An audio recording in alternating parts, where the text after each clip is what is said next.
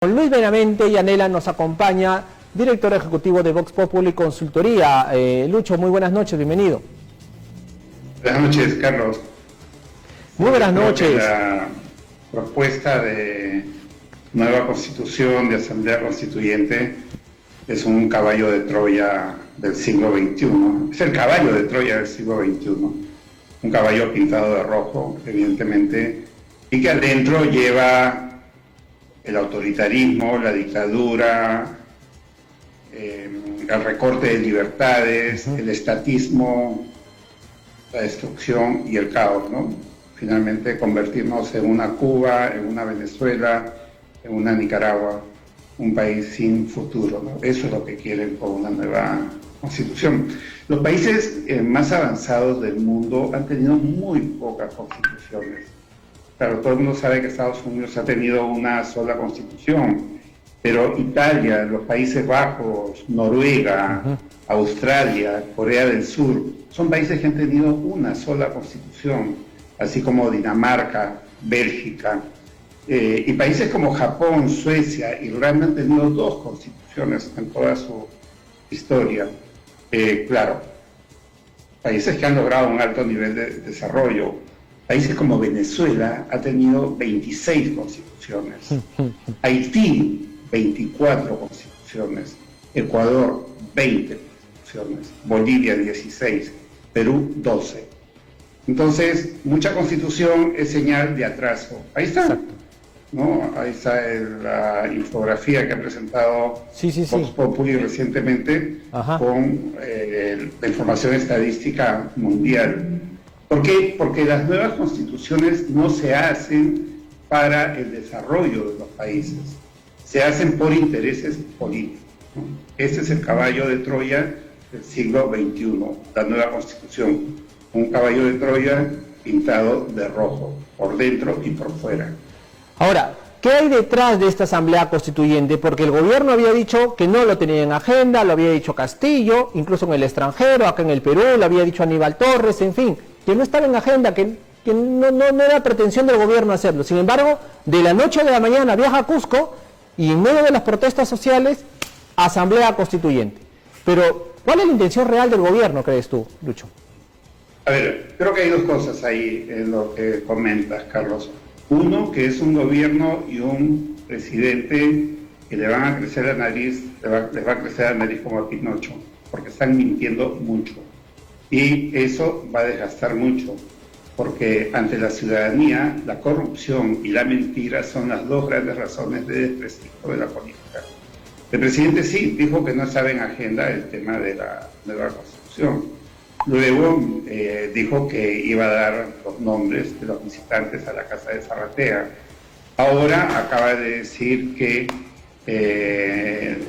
la tesis plagiada es una información falsa, lo cual ha sido desmentido por la universidad que le otorgó el grado, etc. ¿no? Entonces es un gobierno y un presidente mentirosos a los Pinocho.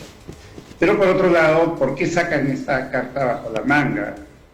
Creo que hay dos niveles de lectura ahí, uno el inmediato y otro el de largo aliento. El de largo aliento es cambiar el Estado, como dice Vladimir Cerrón, desmontar la economía de mercado, crear una nueva economía a la cubana, ¿no? Ahí está el referente, claro, ¿no? Un país totalmente pobre donde los salarios no pasan de $10 al mes y la gente vive una pobreza tremenda y una falta de desarrollo y los peores servicios y donde no hay libertades y persecución política.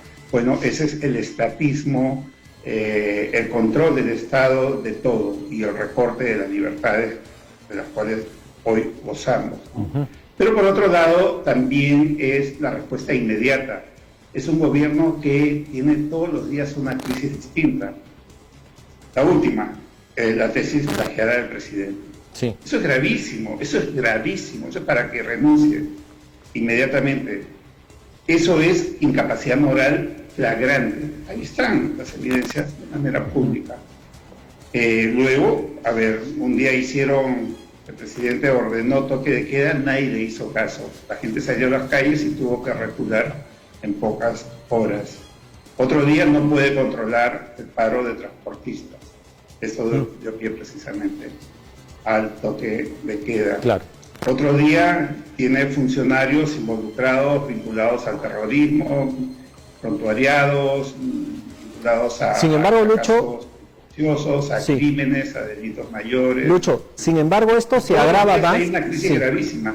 Ante eso, sacan el tema de la nueva Constitución para cambiar la agenda, para desviar la atención y porque, además, otra cosa que la derecha no llega a verlo, porque la derecha y la oposición en general, no solo la derecha, porque la oposición es mucho más amplia, ve los aspectos jurídicos y políticos de una propuesta de constitución.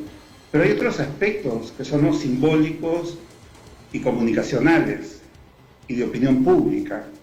En ese terreno, una nueva constitución suena bien a la oreja populista del pueblo. Suena a una ilusión, a cambiar esa cosa sucia, cochina, llena de corrupción que se ha hecho durante 200 años por algo nuevo que da esperanza. Mentira, sabemos que es mentira, pero suena bien, con una población sin demagógica, sin populista, política, sí, a la cual se le engaña fácilmente. efectivamente. Cada vez que se ha hecho estas asambleas constituyentes, cada vez que se ha creado una constitución, se han hecho en la historia, en dictaduras, en autocracias. La última constitución fue la del 93, después del 5 de abril con Fujimori, miren cómo terminó todo. Correcto, entonces vamos a esto, pero vamos más allá. El Congreso ha manifestado, hoy día ya está en Constitución y no va a pasar en el Congreso. Eso lo dijo también María del Carmen Alba hace algunos días, el viernes pasado que tuvimos una entrevista exclusiva con ella. No va a pasar en el Congreso, pero ya salió Vladimir Cerrón a manifestar. No importa, porque tenemos un plan B, como que una amenaza ya directa, ¿no?, a lo que le puede pasar al Congreso. ¿Cómo manejar este tema, Lucho? Bueno, Patricia Chirino nos ha dicho que tienen de respuesta el plan C y el plan D. Entonces, yo creo que no hay que atemorizarnos. Es una frase que creo que se ha agrandado un poco el impacto en el impacto del contenido de esa frase, ¿no? Porque el mismo Cerrón dijo, bueno, que eso no significa actos de violencia o cosas por el estilo, ¿no? No pueden fácilmente romper el Estado de Derecho, por más que hayan puesto a un abogado que supuestamente tenía un prestigio académico como presidente del Consejo de Ministros, que patina, pues parece que la PCM tuviera una pista de patinaje porque se dedica a patinar todos los días con los errores políticos que cometen, ¿no? Y yo creo que posiblemente movilicen bases populares que claro, ya están haciendo eso. Eso es lo que preocupa, Lucho. Constitución, en fin, ¿no? Lucho, permíteme, eso es lo que nos preocupa a nosotros, porque si la respuesta del plan B es, como tú bien lo dices, movilizar a la masa, que salga a la calle a criticar al Congreso y a los políticos, en fin, va a haber otro sector que salga en defensa justamente del Estado de Derecho, de la democracia, y ahí sí se va a generar este caos, este desorden social, que es el caldo de cultivo justamente de este tipo de gobiernos. Entonces, hay que encontrarle una salida a eso. Si surge un mayor caos político, también puede ser el caldo de cultivo de una vacancia presidencial. El presidente sigue dando razones para eso y que bajo un estado de emergencia se controle al país, ¿no? Ahora, podría haber una escalada de violencia. Los marxistas les gusta mucho la violencia. Claro. Ellos consideran que hay que agudizar las condiciones para preparar el terreno, condiciones para la revolución. Claro. ¿De acuerdo? Tiene que crear el caos. Pero creo que de otro lado hay una reacción de los ciudadanos. Habrán unas cuantas personas que se presten a ese juego por desinformación a nivel popular, pero el gobierno sigue perdiendo respaldo popular. La caída de popularidad del presidente y del gobierno es vertiginosa, es bastante fuerte, y el hecho de que el Congreso no logre prestigio no justifica esta pérdida de respaldo popular que tiene el gobierno, ¿no? Yo creo que no va a ser fácil imponer. El Perú no es Venezuela, no es Cuba, no es Nicaragua, no es Honduras, no es Bolivia. ¿no? Creo que en el Perú hay una resistencia muy fuerte al proyecto comunista, autoritario de Perú Libre, del presidente Castillo, ¿no? Y hay una resistencia fuerte, tal vez desordenada y con algunos errores, porque pensemos que la oposición también tiene sus dificultades, y una parte de esa oposición, para en verdad, ha estado vinculada a la corrupción. Entonces, ahí la oposición se debilita, pero yo creo que a nivel popular va a haber una reacción cada vez más fuerte. Ahora tenemos una inflación acumulada de encima del 8%, ¿no? Y la inflación anualizada, mensual anualizada, hasta que terminó el régimen anterior, estaba alrededor del 2%. Apenas terminó el régimen, entró Castillo, subió a 3, 4, 5, ha ido aumentando y ahora está encima del 8%. Y si proyectamos esto en una proyección estadística, en una regresión simple, en una curva de proyección, podríamos tener el próximo año una inflación de 12, 14, 16%. Con lo cual se van a empobrecer más los peruanos, porque el dinero que les cuesta mucho ganarlo por la escasez del empleo, del trabajo formal e informal, va a valer cada día menos. Y eso lo están sintiendo los peruanos ya. Lucho, para terminar, se supone que el contrapeso es el Congreso de la República. Sin embargo, el Congreso también está con un nivel de desprestigio terrible.